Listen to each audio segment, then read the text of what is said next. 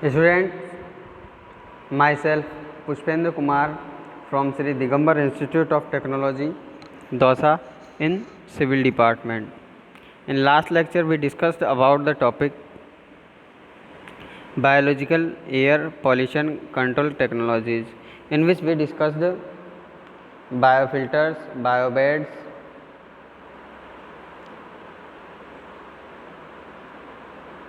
operation,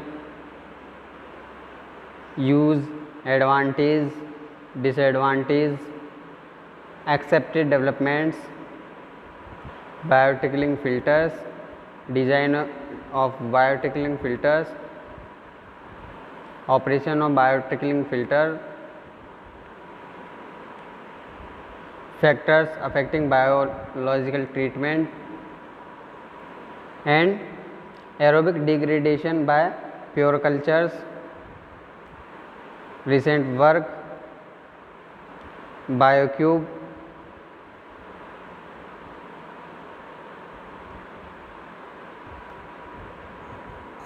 today we will be discuss about the topic indoor air quality. First मतलब इसके दो part हैं, ठीक है। पहला पार्ट हम आज पढ़ लेंगे, दूसरा हम कल पढ़ेंगे। तो इंडोर एयर क्वालिटी सब्जेक्ट है हमारा air and noise pollution and control, BTech 5th sem. Students let's start. Indoor air quality, indoor air quality है क्या, तो आओ देखते हैं। Poor indoor air quality can be a significant health, environmental and economic problem and has become a public health and liability issue for employers and building managers. तो poor indoor quality क्या होती है स्टूडेंट्स, ये किसको signify करती है, health को, environment को और इकोनॉमिक प्रॉब्लम, इसी के साथ public health, liability issue for employers and building managers. The totality of attributes of indoor air that affect A persons health and well being, मतलब जो टोटल इसका एट्रीब्यूट है इंडोर एयर का, वो क्या है कि एक व्यक्ति की हेल्थ को और उसके जो रहने का, सही से रहने का तरीका है, उसको क्या करता है, ये टोटली एट्रीब्यूट करता है। कौन करता है, indoor air.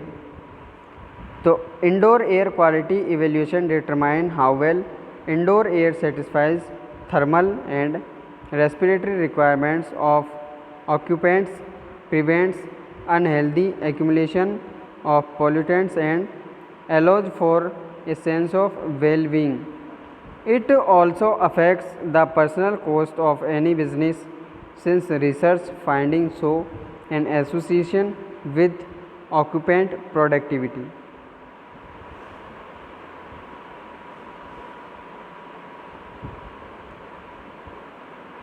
Building related illness,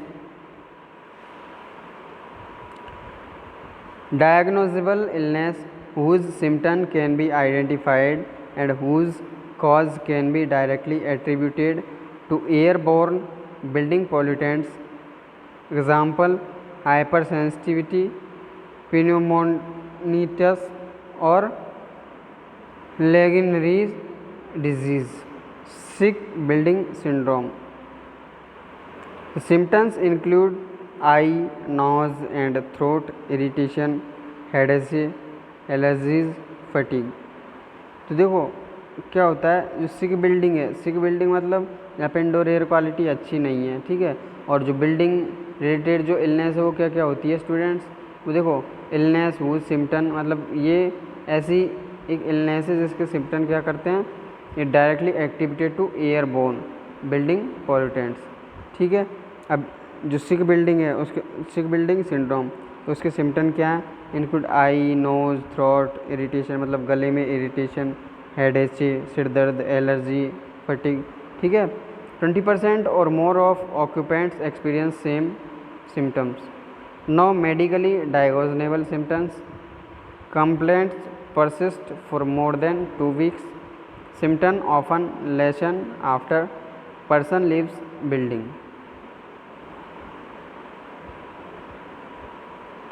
Indoor air quality. It is important to be clear on what you or other may mean when discussing indoor air quality. Engineer, building ventilation rate. Architect, the occupant's perception of the building. Microbiologist, level of spores from plants, molds. Hygienist की बात करें और toxicologist की बात करें तो the exposures to specific pollutants.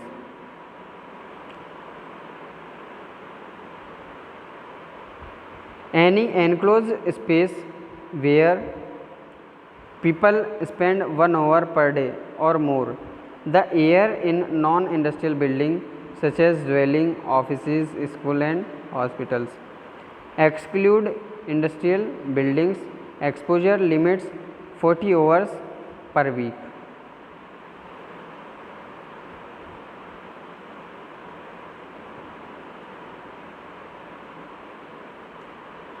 Regulation की यहाँ पे बात करें, इसको रेगुलेट कैसे कर सकते हैं तो देख लेते हैं. To indoor air is limited as compare to outdoor air quality and industrial work place air. जो इंडोर एयर है माय डियर स्टूडेंट्स वो क्या होती है, लिमिटेड होती है. किसकी तुलना में, आउटडोर एयर क्वालिटी की तुलना में और इंडस्ट्रियल वर्क प्लेस एयर की तुलना में. National health and medical research council NHMRC and national occupational health and safety commission NOHSC. अब एयर क्वालिटी को इम्प्रूव हम कैसे कर सकते हैं, देखो इम्प्रूव्ड वेंटिलेशन कोड्स, जो वेंटिलेशन कोड है उनको इम्प्रूव करके. Voluntary reduction of pollutant emission. Improved public education. ठीक है, तो इनसे हम क्या कर सकते हैं, जो ये इंडोर एयर क्वालिटी है इसको इम्प्रूव कर सकते हैं. Next, responsibility for indoor air quality. Responsibility for indoor air quality falls to environmental or health agencies in many developed countries. For example, in US, Environmental Protection Agency carries out extensive research and industry community activities.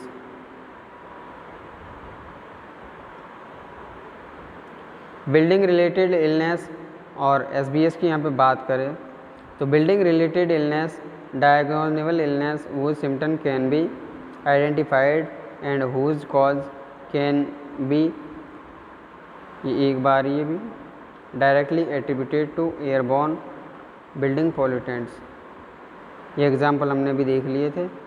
Sick building syndrome used to describe situation in which building occupants experience acute health and or comfort effect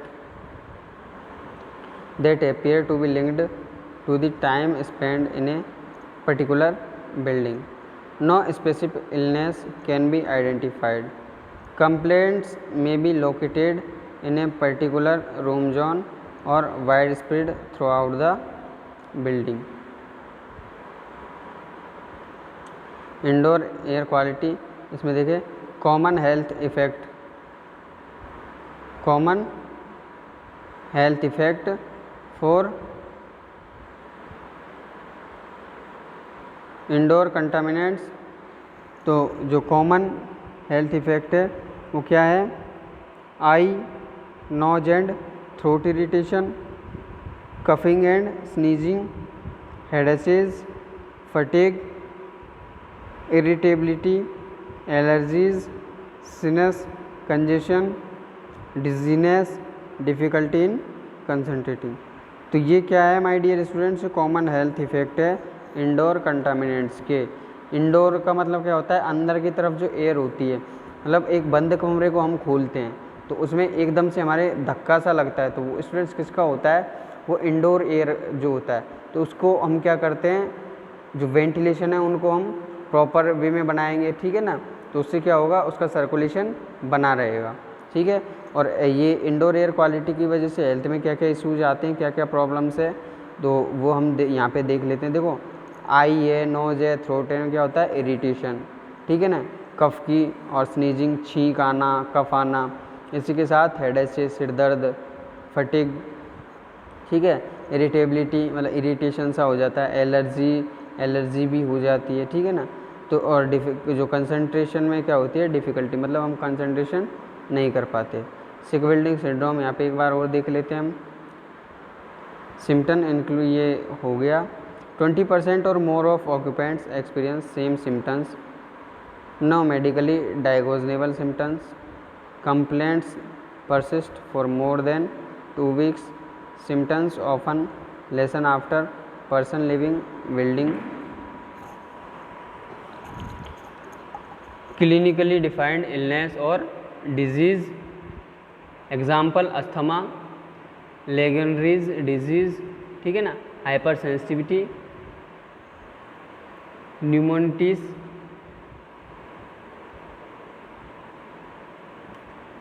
Y is there an increase in IAQ problems, तो जो indoor air quality है ये problem बढ़ क्यों रही है, ठीक है। तो मोर टाइम्स इंडोर, ठीक है, more chemical pollutants in building, tighter building and reduce ventilation, deferred maintenance, ठीक है। पोटेंशियल कॉजेज क्या है, तो ventilation rate, ventilation system, airborne chemical pollution, micro organism and particulates, temperature, humidity, lighting, personal and organisational factors, ठीक है students. Relationship क्या है इनमें, रिलेशनशिप देख लेते हैं। Cost for care health, sick leave, diminished performance at work caused by adverse health, costs of investigation, occupant complaints, thermal comfort and lighting quality. Fisk and Rosenfeld noticed improved productivity by changing indoor environment. Potential annual benefits were 10 to 30% reduction in acute respiratory infection and reduced allergy and asthma symptoms, 20 to 50% reduction in acute non-specific health symptoms, 0.5 to 5% increase in the performance of office work, annual cost saving and productivity gains US 30 to 170 billion. Building ventilation यहाँ पे हम देखें तो purpose क्या होता है building ventilation का students, purpose होता है removal of dilute airborne contaminants, supply air mixture of outside air and recirculated air. Component की बात करें तो air intakes, dampers, filters, heating and cooling units, coils, drain pans, duct work, supply vents, exhaust vents and plenum. इनके बारे में हम, ये जो कंपोनेंट है इनके बारे में हम एक एक के बारे में पढ़ेंगे डिटेल में, ठीक है। तो यहाँ पे रेगुलेशन आउटडोर एयरफ्लो रिक्वायरमेंट, ठीक है।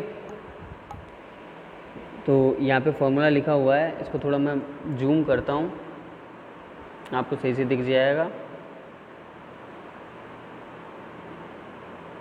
ये देखो ये फॉर्मूला है VZ RP PZ plus RA AZ, ठीक है। ये जो फॉर्मूला है हमारा, यहाँ पे इनका मतलब क्या है ये देखते हैं अपन। यहाँ पे VZ का मतलब है breathing zone outdoor air flow, RP का मतलब है outdoor air flow rate required पर पर्सन, PZ का है जोन पॉपुलेशन, RA का outdoor air flow rate required per unit area and AZ zone floor area, ठीक है स्टूडेंट्स। ये फॉर्मूला है। अब यहाँ पे देख लेते हैं थोड़ा, ये space with in A building used by occupants must be provided with means of ventilation with outdoor air which will maintain adequate air quality. Mechanical air handling system in A building must control circulation of objectionable orders and accumulation of harmful contaminations by microorganisms, pathogens and toxins. Contaminated must be disposed of in a manner which doesn't unduly create a nuisance or hazards in the building और other property. इसका मतलब होता है जो झंझनाहट होती है ना, जो मतलब ऐसे कोई भी काम करने का मन नहीं करता, तो उसको क्या कहते हैं, न्यूसेंस। ठीक है, तो स्टूडेंट्स आज के लिए इतना ही। ठीक है, वापस एक बार देख लेते हैं इसको, आपके समझ में आया होगा। ठीक है, क्या क्या हमने पढ़ा आज वापस एक बार रिवाइज कर लेते हैं यहाँ से। तो हमने पढ़ा आज ये इंडोर एयर क्वालिटी इंट्रोडक्शन। ठीक है, ये इंडोर एयर क्वालिटी है क्या। ठीक है, सिक बिल्डिंग सिंड्रोम क्या है।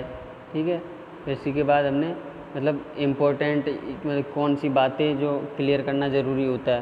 तो यहाँ पे देखो इंजीनियर है, वो क्या करेगा, बिल्डिंग की वेंटिलेशन रेट के बारे में जो भी है जानकारी वो प्रोवाइड करवाएगा। आर्किटेक्ट अपना काम करेंगे, माइक्रोबायोलॉजिस्ट है और इसके साथ टॉक्सिकोलॉजिस्ट है। ठीक है ना, सबके अपने अपने इनके बारे में पढ़ा था। इसके बाद हमने पढ़ा था रेगुलेशन। ठीक है, और जो एयर क्वालिटी इसको इम्प्रूव कैसे कर सकते हैं, फिर रेस्पॉन्सिबिलिटी क्या है। ठीक है, फिर बिल्डिंग रिलेटेड इलनेस और SBS क्या है। ठीक है, फिर इसके बाद हमने पढ़ा था कॉमन हेल्थ इफ़ेक्ट, जो कॉमन हेल्थ इफ़ेक्ट है इंडोर कंटामिनेंट्स के वो क्या है।